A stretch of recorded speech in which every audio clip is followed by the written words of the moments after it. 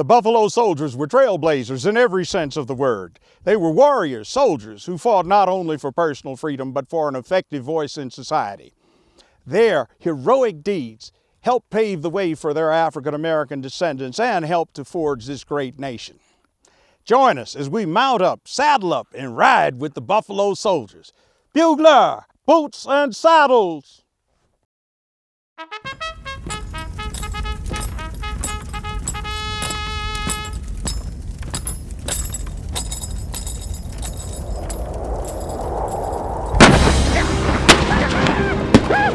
For nearly 5 years, the American Civil War had bled a nation.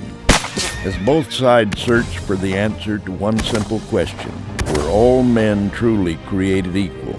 That answer would come at a high cost. For the North, it meant preserving the Union. For slaves in the South, it meant freedom. And after centuries of having no voice, no say in their own lives, Black Americans were about to be heard, and their voices would change the country forever.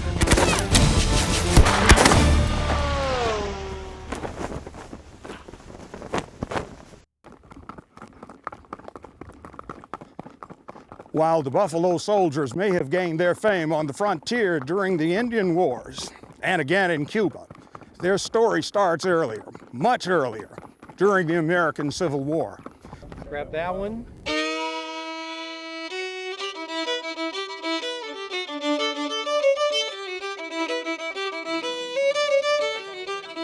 Let the black man get upon his person the brass letters U.S. Let him get an eagle on his buttons.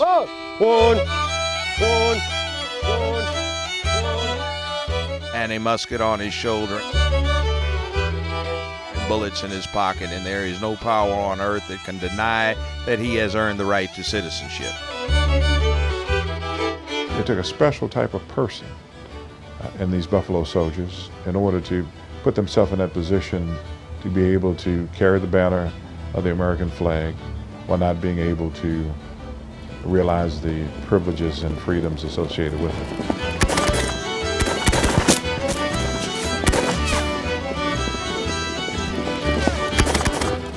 Buffalo Soldier story actually begins in earnest during the American Civil War. The Federal Army had about 180,000 black men serving in uniform during the Civil War, 1861 to 1865. And by 1865, we had almost 200,000 black men in uniform fighting for the North.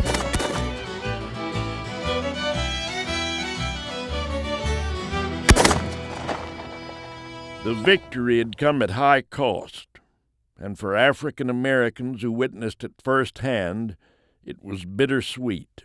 Black men had been in every war there ever was. But then when the war was over, they were, thank y'all for your help, going back to the plantation.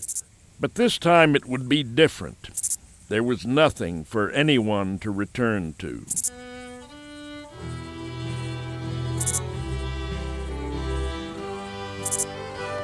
The South was in ruins, its economy shattered. With the North now facing the rising cost of Reconstruction, the Army was forced to reduce in size from 1 million men down to 50,000. To many, it looked as if the blacks would once again be pushed aside. To put it in perspective, your average football stadium probably holds about 40 to 50,000. That gives you an idea of how many people we had to guard the United States from Atlantic to Pacific, from Canada to Mexico. It was a big job for a very, very small group of people. Many of the white soldiers returned home and quickly filled up what few jobs were available. 1, 2, 1, 1.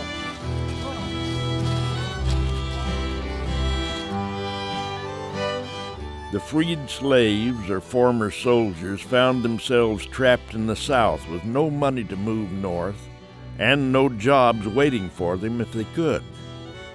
They were faced with few options. For many, it meant going back to the cotton fields as sharecroppers.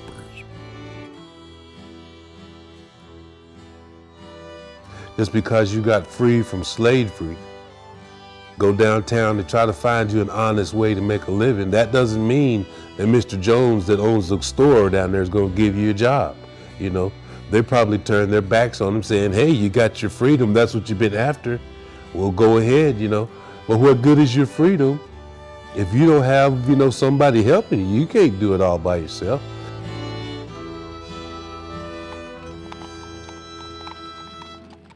That help would come in July of 1866, when the United States Congress authorized the formation of 6 new Army regiments. They would become the first peacetime all-black regiments in the U.S. Army, making the military one of the largest employers of black Americans in the country. The enlistment was for 5 years, the pay $13 a month. Sergeant gets $15.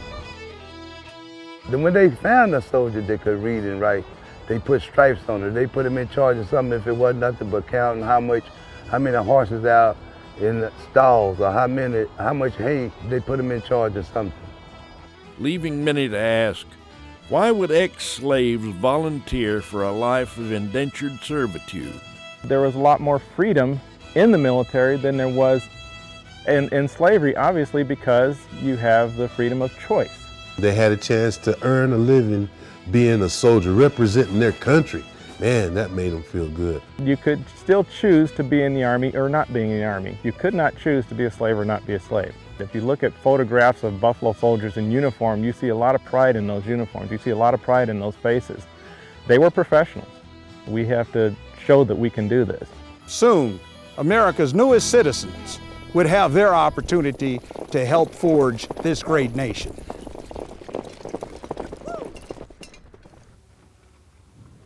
The end of the Civil War may have answered the question of slavery, but the nation was not at peace. For almost 5 years, the frontier had been ignored, and now the Army was the only thing standing between the settlers and the Native American tribes. The Army was 80% smaller than it had been and would have to do much more with much less. This set the stage for the Buffalo Soldiers to prove their worth. In 1861, the United States had been forced to abandon the western frontier while it fought the South. The forts it left behind were quickly being reclaimed by nature. Without the Army to stop them, the Native Americans had stepped up their raids. Blood now flowed all along the western frontier.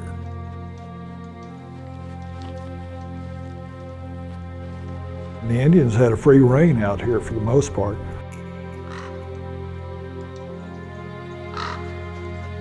At one time, they even was asking for a bounty for a Comanche, for its ears or fingers.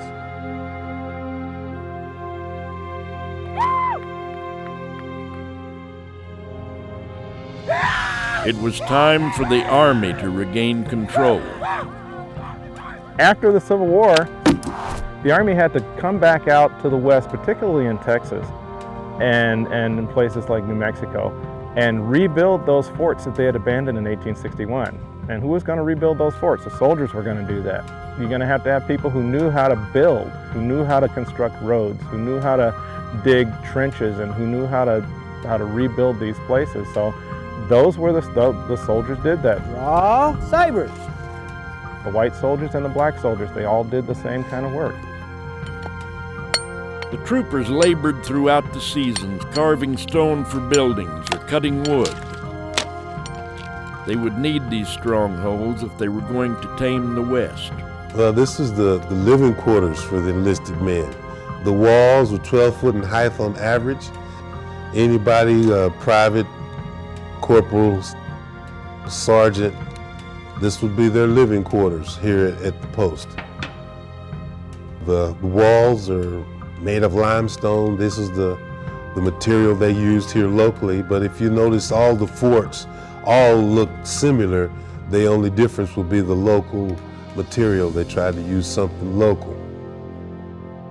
But unfortunately for them, they didn't often get a chance to enjoy the fruit of their own labors because More often than not, they'd be living out of a tent that had been packed on a wagon rather than the barracks that they had built with their own handwork.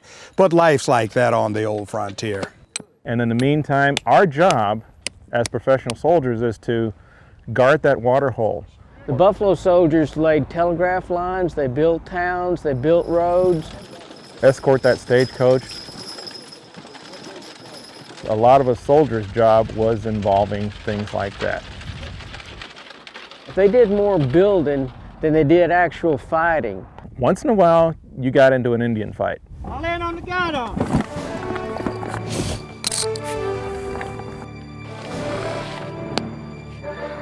Back in! And fighting is what earned them their name.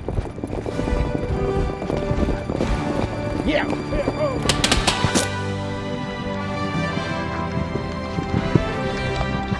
In battle after battle, the Plains tribes found the Buffalo Soldiers to be a tenacious foe.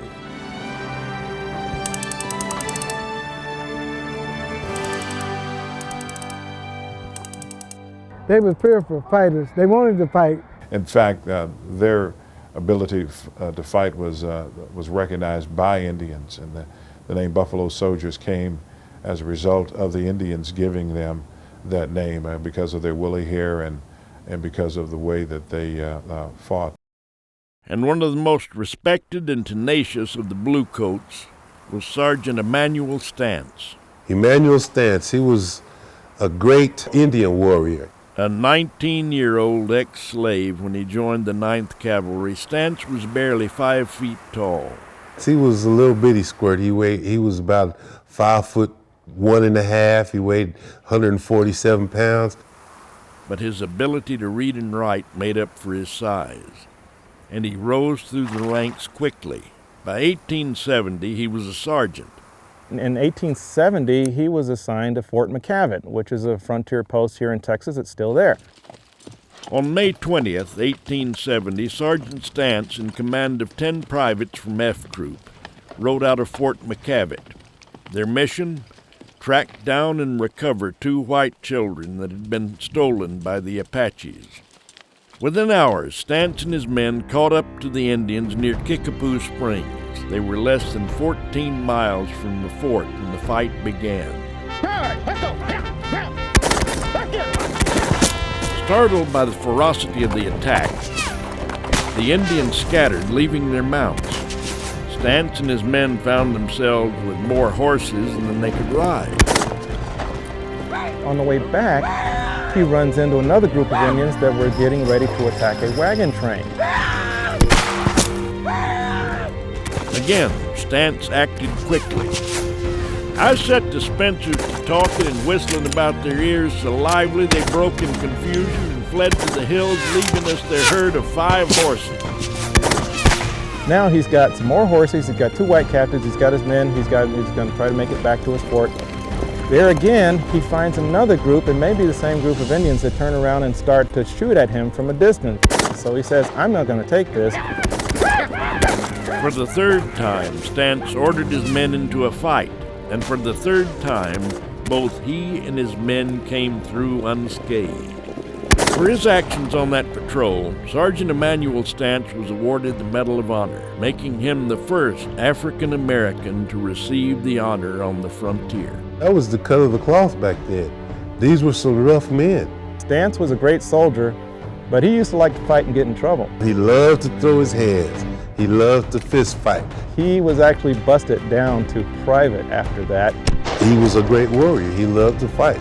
They took a stripe, but they could not take that medal from him. To the day he died, he had that medal. Before the frontier was pacified, there would be 35 Buffalo Soldiers and Seminole Scouts who would be awarded the Congressional Medal of Honor. And one hellacious day, 3 were awarded. On August 16, 1881, 2nd Lieutenant George R. Burnett, 1st Sergeant Moses Williams, Private Augustus Wally, along with 13 other Buffalo soldiers from Company I, rode out after 50 Apache warriors. The Indians had attacked a nearby ranch, killing the rancher's wife and 3 children. The young officer was only 1 year out of West Point, but the first sergeant had been with the 9th for more than a decade. His experience would prove invaluable.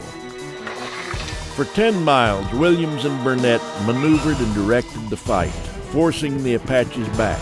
But after 4 hours of the grueling battle, the tide turned, and Nana's band of Apache raiders finally gained the upper hand.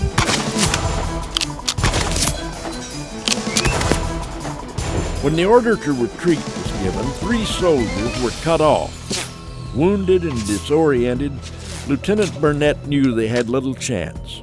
When he called for volunteers, he wasn't surprised when First Sergeant Williams and Private Augustus Wally stepped up.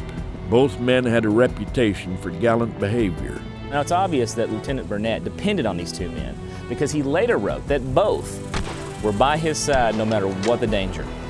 And both were crack shots. Both troopers must have respected that young officer because on the lieutenant's command, Private Augustus Wally jumped up on his horse, raced out under gunfire, and picked up a wounded trooper. Wally put the wounded trooper on his horse, climbed up on back, and then raced back out under fire to the front line, where he picked up his gun, joined the sergeant, and took back up the fight. Together, the 2 troopers laid down a hail of bullets as the lieutenant took to his horse. Spurring the animal, he went out after the privates. The Apaches couldn't believe their luck. Knowing that Buffalo soldiers were led by white commanders, they saw their chance to kill an officer. They concentrated their fire on him. But they couldn't get a well-aimed shot. Williams and Wally were keeping them too busy, at times exposing themselves to enemy fire to draw attention or aid an exposed trooper.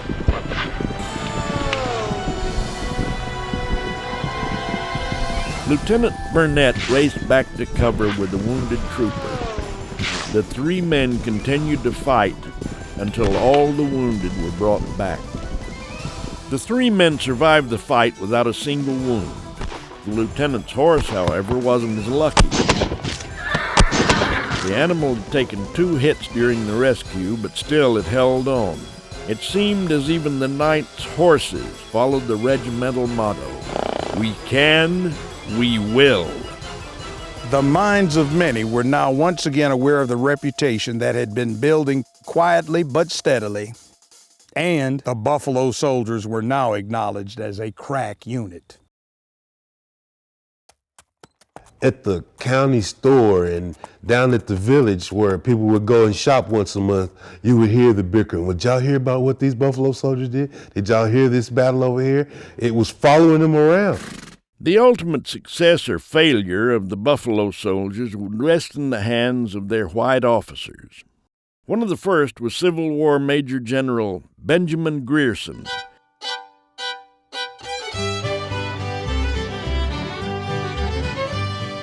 He first gained fame when he led 1,700 horse troopers over 600 miles through the heart of the Confederacy. For weeks, his men raided the South, tearing up rail lines, burning bridges, and freeing slaves. Acts that made him well loved by black Americans.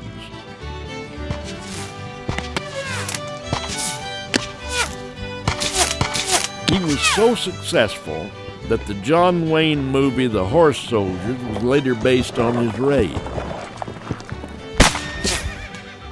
Now, given his post-Civil War rank of colonel, he accepted command of the 10th Cavalry Unit at Fort Leavenworth in July of 1866.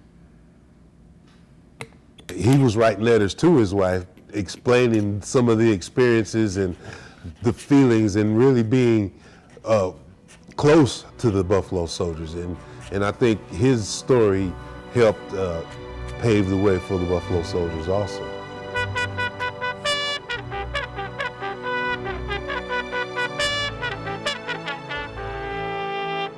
Grierson was aware of the issues that the black soldiers faced.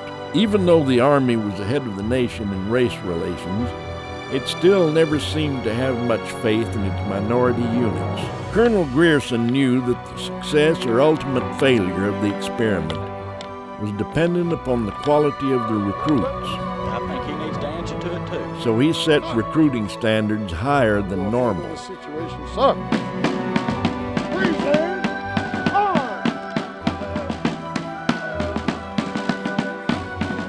They had to be 10 times better than their counterparts just to be equal to their counterpart.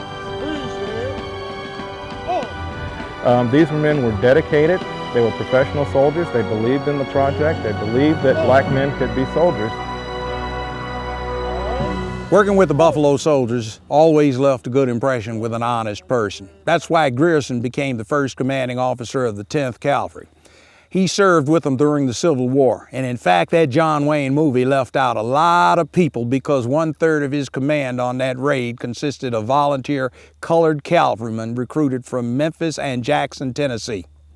But not all of the white officers welcomed the chance to command black troops. It was difficult at first, and that's saying it mildly. Again, a lot of people didn't really think that blacks would make good soldiers, even though they had proven that during the war. They still didn't want to believe that that could happen out on the frontier in a regular army. To entice white officers to volunteer, the U.S. Army offered a higher rank and more pay to those accepting such assignments. There were officers who chose to be commanders of black units. There were officers who actually chose not to be commanders of black units. Lieutenant Colonel George Armstrong Custer turned down command of one of the black units because he didn't want to serve with the black men.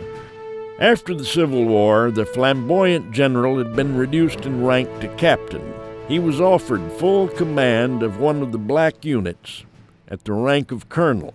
Custer refused to accept a black unit and took a cut in pay. And he opted instead to become deputy commander of the 7th Cavalry. Fortunately for the black troops that would have, he actually took a different road, and his road led to the Little Bighorn.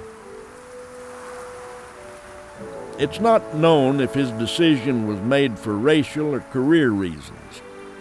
Custer was known to make rash and sometimes arrogant decisions, but whatever his motivation, he should have had first-hand knowledge to the bravery of black soldiers. His wife, Libby, even wrote about one fight she witnessed with the Cheyenne. While the fight was going on, a wagon with 4 mules tore out to the line of battle. It was filled with Negroes standing up, all firing in the direction of the Indians. When the skirmish line was reached, the colored men leaped out and began firing again. No one had ordered them to leave their picket station. They were determined that no soldiering should be carried on in which their valor was not proved. You know, Custer should have listened to his better half. His wife, Libby, had the right idea about the Buffalo Soldiers. Well, at least they outlived him.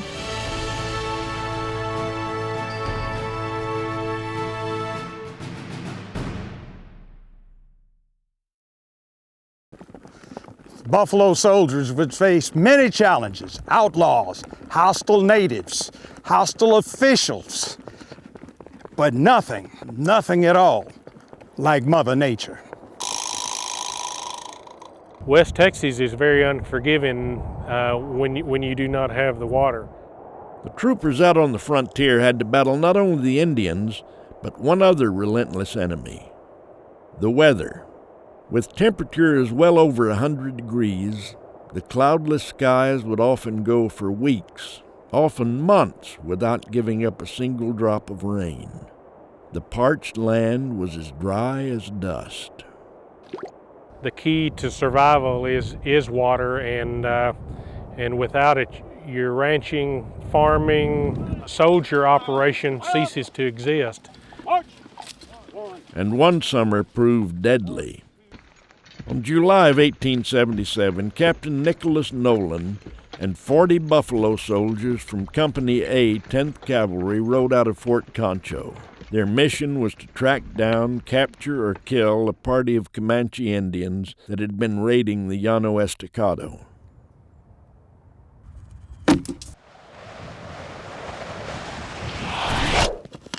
Along the trail, the troopers met up with several buffalo hunters.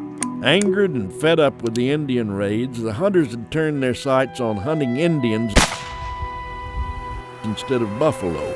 The two groups joined their talents. The hunters would track, the soldiers would fight. But after several days in the hot Texas sun, the trail was the only thing that went cold.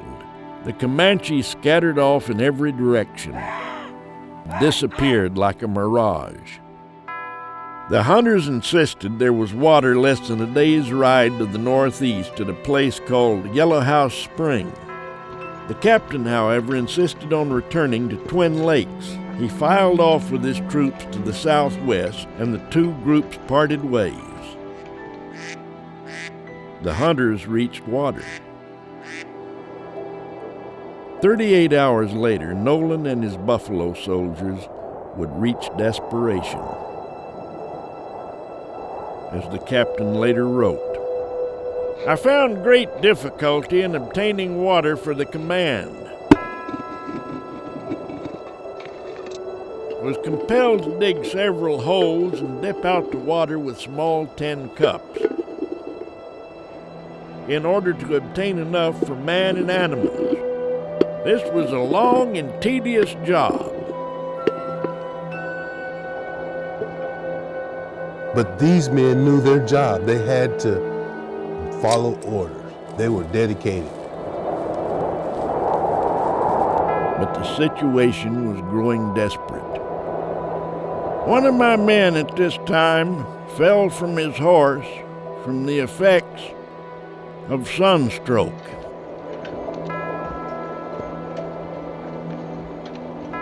About a mile on the back trail, I left two sick men, detailing Sergeant Unibles to remain with them.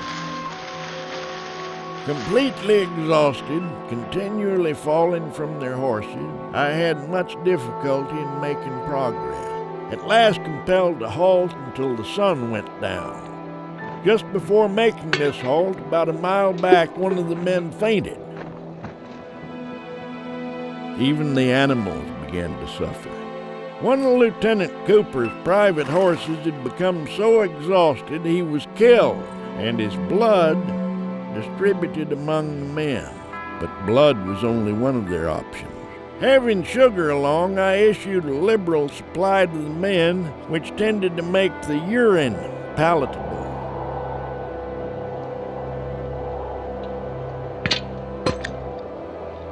By the time the soldiers would find relief, they'd gone 86 hours with no water. 25 horses and 4 pack mules had perished.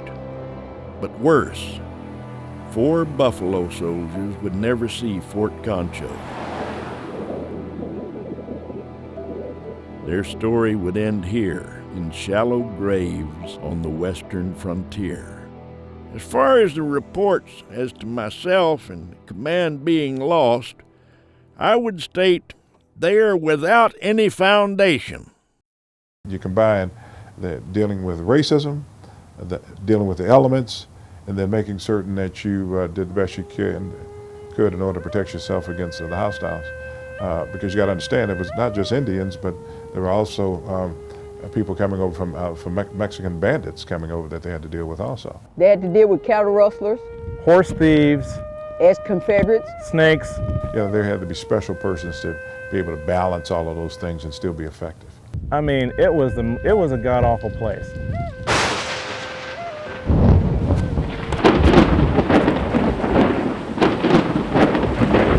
Spring brought violent thunderstorms that could spawn tornadoes.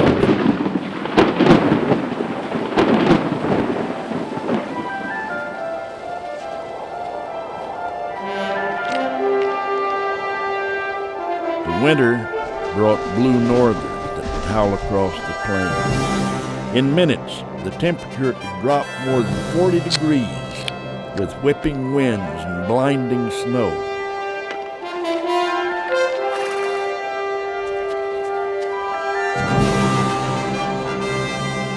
If you got a cold, your life was hanging in the balance.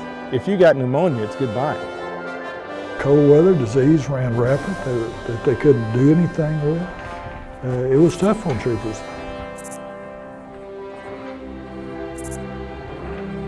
Even though the prairie could be very deadly, it was still oftentimes a very beautiful place. You can only imagine sleeping under the stars, how beautiful it was. The thing about being on the frontier during these Indian wars is that you may not see the Indians very often, but they knew exactly where you were all the time. It was their environment, it was their country. They knew exactly what was going on.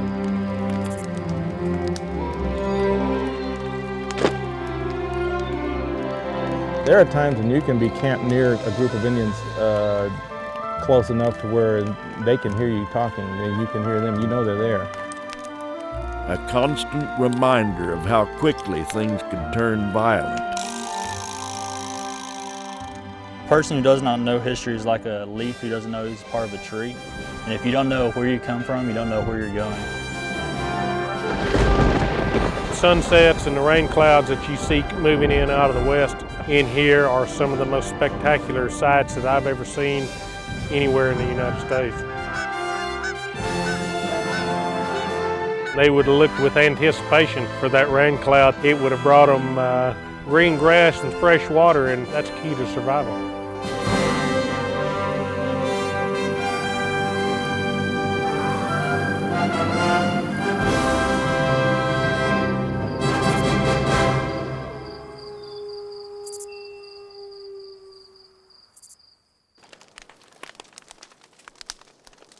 This is an 1873 model Colt, commonly known as the Peacemaker. It was a dangerous thing, but even more dangerous were books. To go to college or a university, well, that took a very special kind of black man. In 1873, Henry O. Flipper was admitted to West Point, finally breaking that glass ceiling. Born into slavery, Flipper was only 10 years old when slavery was abolished. He was accepted by the higher societies where his peers were not. Republican Congressman James C. Freeman put him up for appointment at West Point. For the next 4 years that he's a cadet at West Point, he endures what's called the silent treatment. Nobody gets to talk to him. So picture yourself at school for a week and nobody talks to you. Picture him having to go through that same scenario for 4 years. That is an extremely difficult task. He has to eat by himself, basically live by himself, under strict control. Doesn't get to really participate as a team member with his classmates. He was not the first black man to attend West Point, but he was the first to graduate. In 1877, the same year Custer was buried at West Point, Flipper would receive his lieutenant boards and be assigned to Company A of the 10th Cavalry. Now I got my lieutenant bars. You know, he's thinking now the road is going to be paved for me, which it didn't. It didn't change the color of his skin. He was still a black man. It was along the Rio Grande that the young lieutenant would take part in hunting down the great Apache chief, Victorio.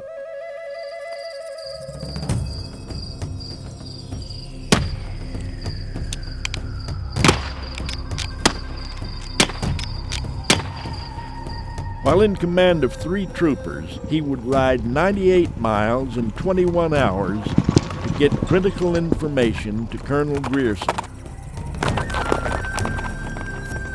Victorio had been spotted.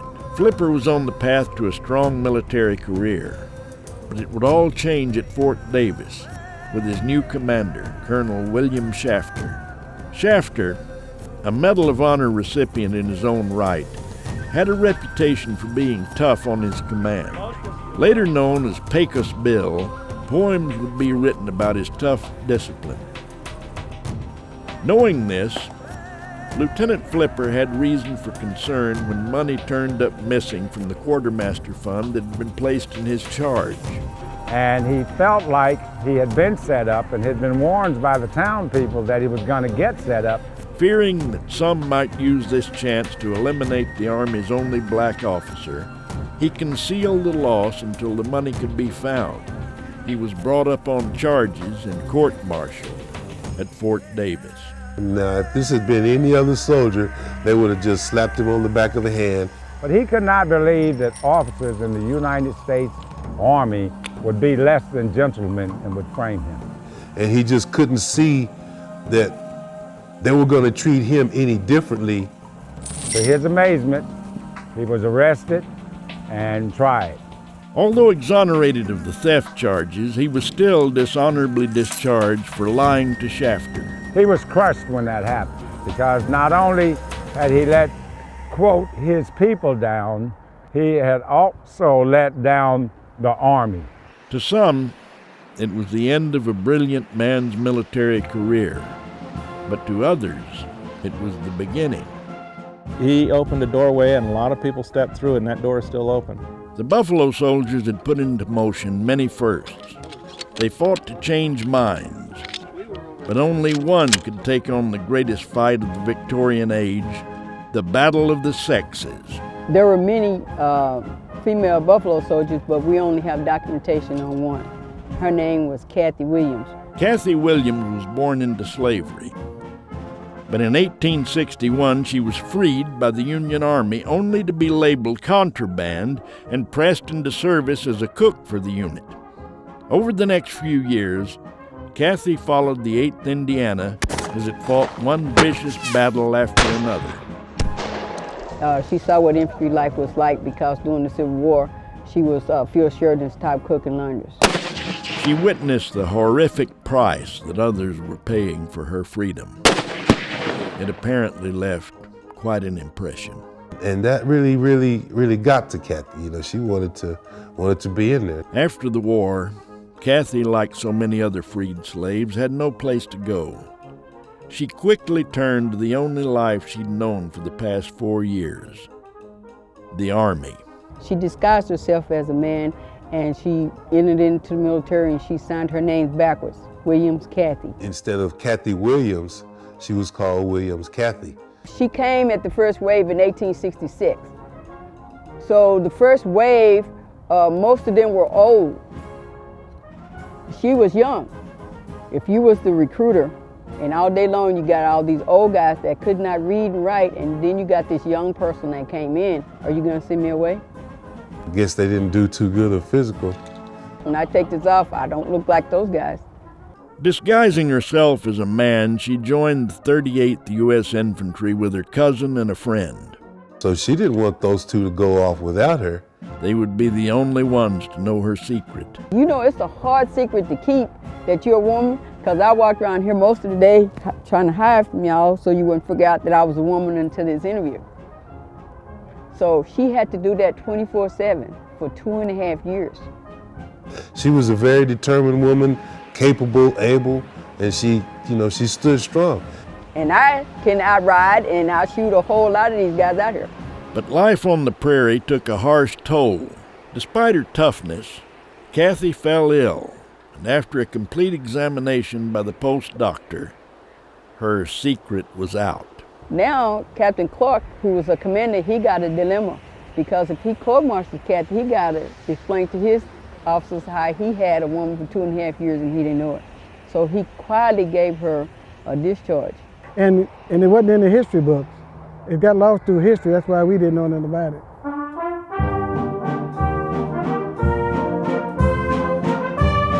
She'd lived through slavery, the army, smallpox, loss of hearing, and even the loss of her toes.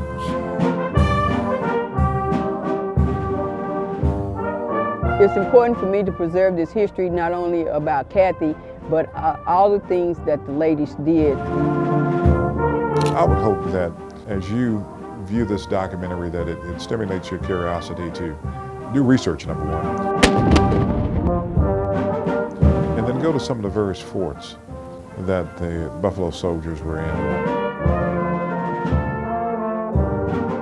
It's hard to explain. It's like you become a part of the place. Everybody knows Custer. Very few people knew about the Buffalo Soldier. Everybody knows about Teddy Roosevelt. The Buffalo Soldiers was right beside Roosevelt. Make certain that you share their history with your sons and daughters so that their legacy can live on. Because people need to remember. To understand the important part that we played to make this country and this nation what it is today.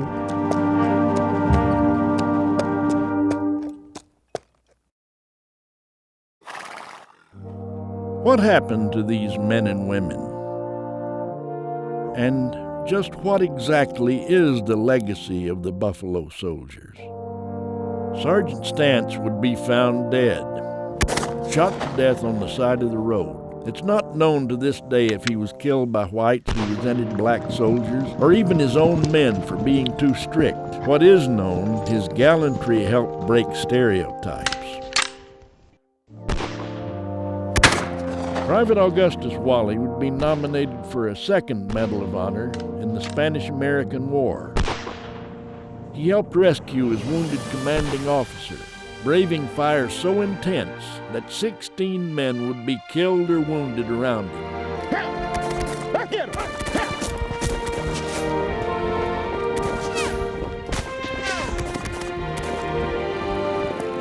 Lieutenant Flipper fought to have his name cleared for the rest of his life. He would die in 1940 at the age of 84, unable to completely clear his name. And finally, Flipper's name was cleared. In 1999, President Clinton pardoned the nation's first black officer, saying, "Today's ceremony is about a moment in 1882, when our government did not do all it could to protect an individual American's freedom." Not too long ago, we would not have been allowed, as a matter of law, to be sitting here in this room discussing these particular issues with a broad range of people throughout this audience.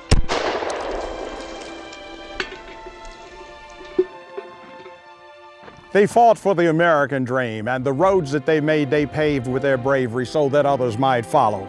It's not just an African-American story, it's an all-American story.